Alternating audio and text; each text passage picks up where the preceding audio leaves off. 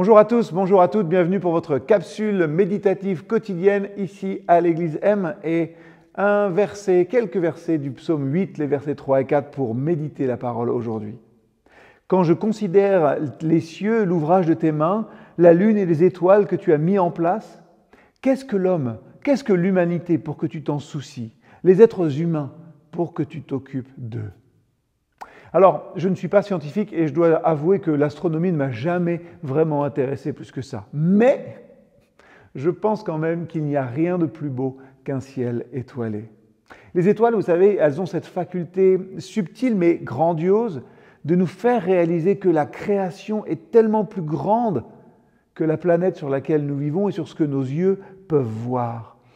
Elles me font aussi réaliser que notre vie finalement est tellement plus vaste que nos situations actuelles.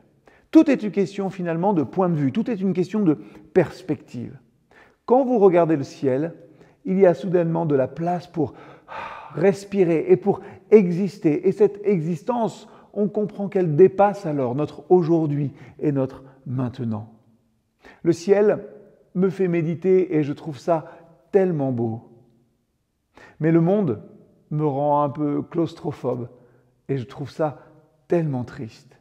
La vie n'est pas facile, et parfois, à cause de cela, je perds le sens dans ma vie de l'émerveillement devant ce qui arrive.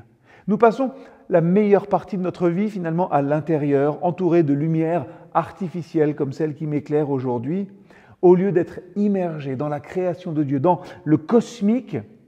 On se perd finalement dans une avalanche d'inquiétude et la gravité nous tire toujours vers le bas. Elle nous ramène à notre réalité. Elle nous ramène peut-être à des relations brisées, à un manque de sens, à un but qu'on ne trouve pas, et alors on se sent étouffé. L'immensité est soudainement limitée finalement aux seules nuits claires que l'on peut avoir, les quelques nuits claires où on peut être là sans nuages, qui masquent notre vue. Et parfois, à cause de tout ça, on oublie qu'il y a encore des étoiles et une lumière qui brille sur nous du ciel. Quand j'étais plus jeune, j'ai installé dans ma chambre, sur le plafond de ma chambre, quelques étoiles en plastique, vous savez, qui sont phosphorescentes, c'est-à-dire que vous les éclairez et vous les voyez le soir. J'en ai même mis sur mon petit ampli de guitare aussi à l'époque que j'avais. Et chaque soir, avant de me coucher, je regardais ces étoiles. Avant de faire un concert, je regardais ces étoiles qui brillaient sur mon ampli. C'est presque l'hiver maintenant, les dernières nuits ont été bien froides, trop froides pour rester, et les semaines qui sont à venir seront remplies aussi de délais et de choses à faire.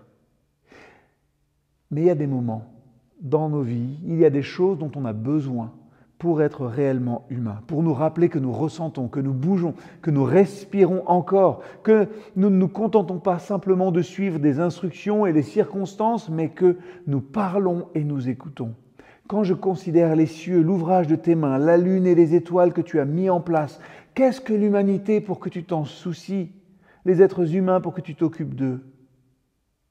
Nous existons sur une planète intentionnellement placée dans un univers expansif, parfaitement orchestré, je le crois, par notre Créateur. Alors, dans nos vies aussi, soyons certains que nous pouvons encore bouger, avancer et recommencer. Père, tu as créé un univers qui est magnifique et je ne peux pas comprendre sa beauté, mais je suis reconnaissant que tu en sois le Créateur parfait. Je suis reconnaissant que tu sois responsable de toutes choses. Par ton amour et ta lumière, je peux vivre, bouger et sans cesse recommencer. Amen.